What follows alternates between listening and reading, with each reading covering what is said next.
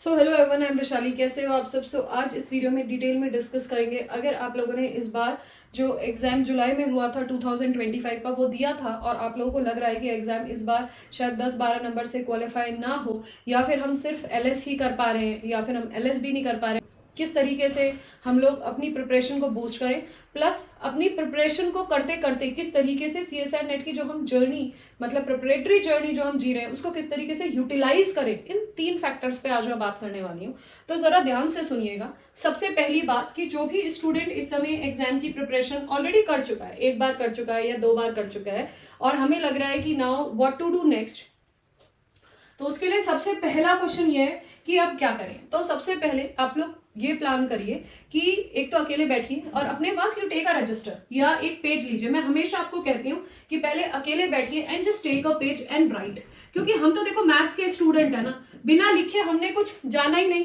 Question solve नहीं किया, paper चाहिए। क्वेश्चंस के थ्योरम्स के प्रूफ चाहिए या थ्योरम्स के प्रूफ चाहिए तो पेपर चाहिए। आपको सॉल्यूशंस निकालने हैं तो पेपर चाहिए, कॉरोलरीज करनी तो पेपर चाहिए। यू नीड अ पेपर ना, यू नीड अ पेन जिसमें आप सॉल्व करें और उस चीज को ब्रीफली एनालाइज करें कि हो क्या रहा है। यही होता है ना। तो सिमिलरली अपनी लाइफ के आगे के विजन को देखने के लिए भी I thought this is the best way कि आपके पास एक पेपर पेन होना चाहिए। उसमें लिखिए कि व्हाट वाज माय प्लान्स, कि मेरे प्लान क्या थे, and what is my upcoming plans, मैं आगे क्या सोच रहा हूँ। ठीक है, अब इसमें हम ये मान लेते हैं कि बच्चे हो गए डाइसी, हमें कुछ समझ में नहीं आ रहा कि हम क्या करें। तो मैं बताती हूँ, देखिए आप लोगों को ये पता है कि आप लोगों को इस प्रिपरेशन को आगे चलाना है या इस प्रिपरेशन को यहीं पे रोक देना है। लेट इतना तो सबके दिमाग में है, नहीं है तो लिखो, is I have to continue this preparation, मुझे इस चीज को कंटिन्यू करनी है या मुझे ये यहाँ पे रोक देनी है। इसका आंसर आप लोग खुद जानेंगे। ठीक है, अगर आपको मिलता है स्टॉप वाले में तो बात ही खत्म हो गई। अभी मेरा फोकस इस तरफ है, अगर आप प्रिपरेशन करना चाह रहे हैं आगे तो क्या क्या चीजें हम यूटिलाइज कर सकते हैं और क्या क्या अपॉर्चुनिटीज हमें इसमें मिल सकती है इस जर्नी में, उस पर बात कर रहे हैं। हमें इस प्रिपरेशन को कंटिन्यू करना है तो मैं क्या कर सकती हूँ, मुझे ये देखना है। सबसे पहला पॉइंट मुझे ये पता होना चाहिए कि अगर मैं इस प्रिपरेशन को कंटिन्यू कर रही हूं तो मैंने जो लास्ट टाइम प्रिपरेशन करी थी वो कितनी करी थी, मैंने कौन कौन से टॉपिक्स प्रिपेयर करे थे, मुझे यहाँ लिखने हैं which all topics I have prepared. मैंने कौन से टॉपिक्स यहाँ पे प्रिपेयर किए थे, मैं लिस्ट डाउन करूंगी कि ये सारे टॉपिक्स मैंने यहाँ पे प्रिपेयर किए थे। इनमें से कौन से ऐसे टॉपिक्स हैं जो मेरे बहुत ही अच्छे लेवल के मैं तैयार कर चुका हूँ या कर चुकी हूँ। दैट मीन्स कि मैं कहूँ मेरा डिफरेंशियल बहुत अच्छा है, मेरा कैलकुलस बहुत अच्छा है, मेरा रियल बहुत अच्छा है या मेरा कॉम्प्लेक्स बहुत अच्छा है। जो भी XYZ टॉपिक्स आपके प्रिपेयर हैं वो आपको लिखना है, क्योंकि जो आप प्रिपेयर्ड कर चुके, which you have already prepared, जो आप प्रिपेयर्ड कर चुके, जिसकी हमें थ्योरी तैयार हो गई लेकिन हमें अभी भी लग रहा है कि उसमें PYQs में हमारा मिसिंग है। कौन से टॉपिक्स ऐसे हैं जो हमारे नॉट वेल प्रिपेयर्ड है या जिन पे still we have to work on. Clear? तो मुझे यहाँ क्लैरिटी मिल गई कि कहाँ काम करना है और कहाँ किस तरीके से काम करना है। समझ में आ रहा है? लेट मैंने 2 टॉपिक्स निकाल दिए कि मेरा लीनियर अलजेब्रा तैयार है, बट उसके advance bilinear form, quadratic form, T invariant subspaces, LUV set, इस तरीके के टॉपिक्स मेरे अच्छे तैयार नहीं है। इन टॉपिक्स पे मैंने क्वेश्चंस नहीं किए ज्यादा, तो इसका मतलब मुझे पता चल गया कि मेरे ग्रे एरियाज कौन से हैं, which are my grey areas and where I have to more focus and work upon. अब इनकी थ्योरी तैयार करिए और इनके क्वेश्चंस तैयार करिए। इस तरीके से, इस माध्यम से आपको यह पता चलेगा कि कौन सा सब्जेक्ट आपने कितना तैयार कर लिया और कौन से सब्जेक्ट को, कौन से टॉपिक्स को थोड़ा और एड ऑन करके आप अपने टॉपिक्स को मजबूत बना सकते हैं। इस तरीके से आपको अपने हर दिन का प्लानिंग करना होगा और उस हर दिन की प्लानिंग से पहले यह है कि आज ही इसी वीडियो को देखने के बाद आप बैठे और अभी से तैयार करें कि मेरे को आगे की तैयारी अगर इस लेवल पे जानी है तो मेरे कौन से चीजें बची हैं और मुझे किन किन चीजों पे और काम करना है। ये दोनों चीजों पे क्लैरिटी आ गई कि what you have to do today.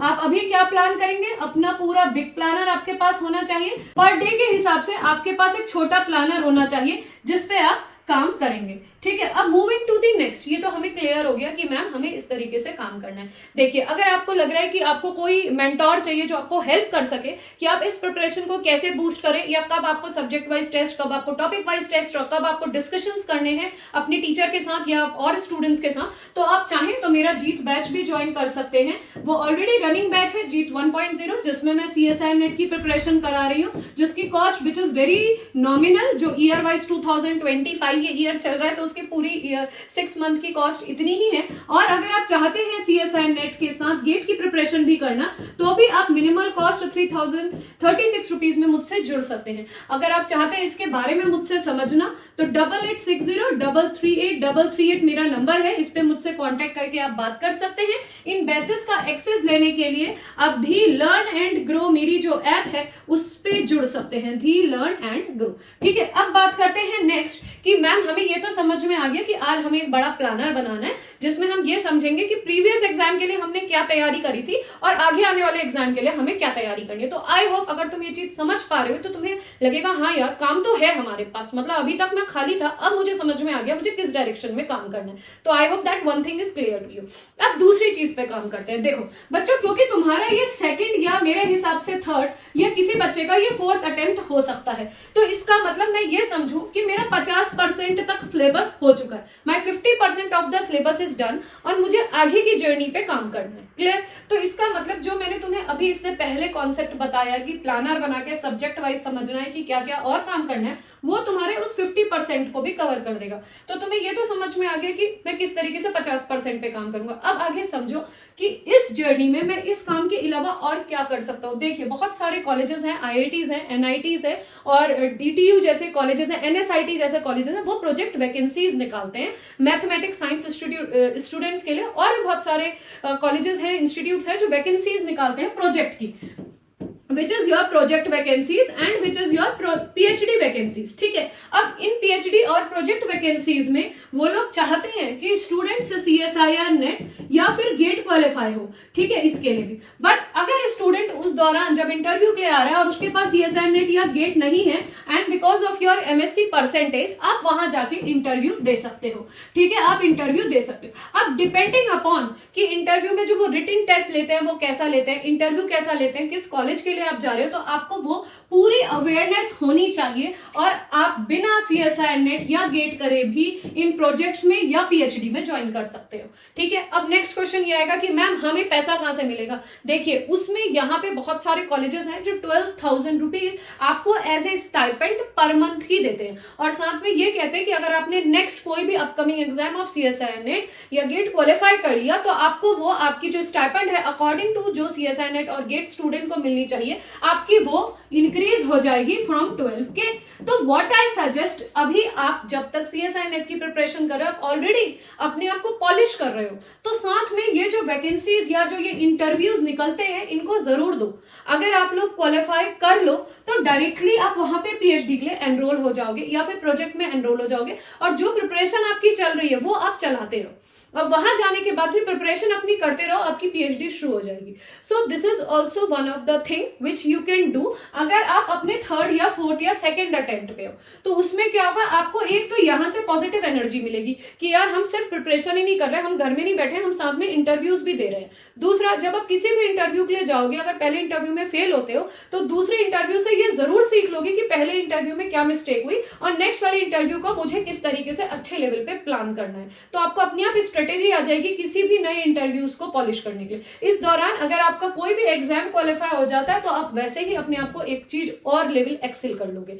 तो आई थिंक जो भी बच्चा इस समय सेकंड, थर्ड या फोर्थ अटेम्प्ट CSIR नेट का दे रहा है उसको ये अपॉर्चुनिटी जरूर यूटिलाइज करनी चाहिए। Is that clear to you? इसके अलावा ध्यान से सुनिए, अगर आप CSIR नेट की प्रिपरेशन दोबारा करने के दिमाग में ला रहे हैं तो व्हाट आई सजेस्ट, आप गेट की प्रिपरेशन भी करिए 2026 की, क्योंकि जो गेट और CSIR नेट के एग्जाम है ना, एक आपका अगर दिसंबर के आसपास हो जाता है तो दूसरा फरवरी में हो जाता है। तो अगर CSIR नेट निकल गया तो वेल एंड गुड, गेट निकल गया तो वेल एंड गुड, और दोनों नहीं निकले, कोई इंटरव्यू आपका निकल गया तो that is also a plus point, क्योंकि तैयारी तो इस इंटरव्यू के लिए भी कर ही रहे हो, है ना। ये तीनों चीजें आपकी साथ में चलेंगी तो आपको एक पल भी ये नहीं रहेगा कि मेरे पास यार कोई काम ही नहीं है करने के लिए। आप खुद ही स्ट्रेटेजिकली चीजें प्लान करने लगोगे कि आज मुझे ऐसे प्लान करना है, कल मुझे ऐसे प्लान करना है। और सब चीजों की अगर आप तैयारी देखें तो चाहे इंटरव्यू हो, चाहे गेट का एग्जाम हो, चाहे CSIR नेट का एग्जाम हो, 85% टू 92% प्रिपरेशन सेम ही होती है ना। तो वहां पे आपको हेल्प तो मिलनी ही मिलनी है।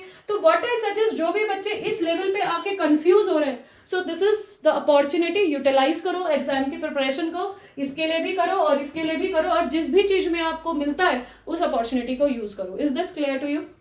इसके बाद अगर आपको लग रहा है कि आप मेरे साथ जुड़ना चाहते हैं तो एक बार मेरी ऐप को जरूर विजिट करिए, लर्न एंड ग्रो ऐप को जरूर विजिट करिए। अगर आप चाहते हैं मेरे साथ जुड़ना तो आप मेरे कोर्स को परचेज करके मेरे साथ जुड़ सकते हैं, या फिर इस नंबर पे कांटेक्ट करके अगर आपको कोर्स परचेज करना हो तो आप कोर्स भी परचेज कर सकते हैं। अगर इस वीडियो से आपको कुछ भी सीखने को मिले तो कमेंट के द्वारा जरूर बताइएगा कि आप कौन से अटेम्प्ट की प्रिपरेशन कर रहे हैं और आपको इस वीडियो से क्या सीखने को मिला। So thank you for watching this video.